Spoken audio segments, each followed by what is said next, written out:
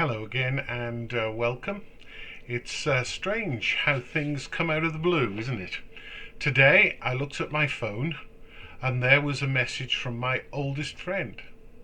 Over the years, we've, to be perfectly honest, not stayed in touch very much, but occasionally we connect. David and I met when he was 3 and I was 4, which, as they say, wasn't yesterday. Apparently, my mother and I were walking past his parents' house, and his mother came out and said, "Would your little boy like to play with my little boy?" And that was it. Our keeping in touch has largely been through our parents, and we're pretty well up to date on the major events in our lives. There are many things that I'm grateful to David for, but one of them is my faith. If he were listening to this, I think he would be shocked. But it's true. For years, he and I went to Sunday school together and attended the church youth group. On the way home, we would debate the rights and wrongs of Christianity.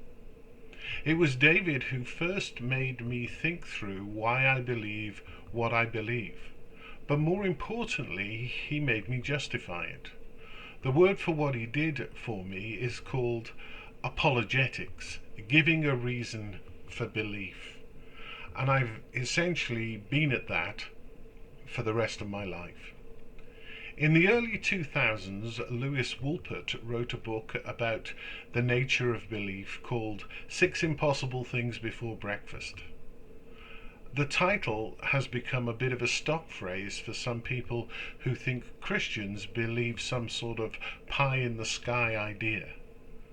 Back in the day when I was feeling my way into faith, David rigorously made me think things through so that I was able to say, no, I'm not believing 6 impossible things before breakfast.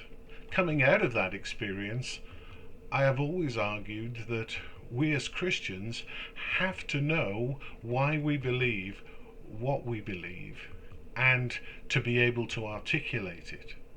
On many occasions, for example, I've been asked to say why I believe in the resurrection.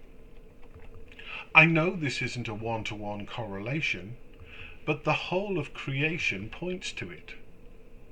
Most plants regrow after apparently dying. It seems to me that creation is about renewing itself. In addition, there is the relatively contemporaneously written record of the evangelists in the Gospels. Why would they write and believe such a strange thing like resurrection if it were not true? Well, if we take the matter of creation, there seems to be general agreement that some sort of what has been called by Aquinas first cause began the process. Over the years, science in general has come to understand this in terms of the Big Bang. As yet, except for a few hints, there is no understanding of the cause of the cause.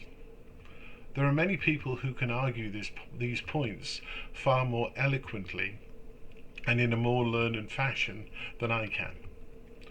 My point is that my youthful encounters with David sharpened me for life, and for that I am glad. So once again, thank you for listening. It's good to be with you today. I trust that today is a good day. Tonight we will be having litany again at 6 o'clock, and if you're able to join us, that's great. If not, God bless and stay safe.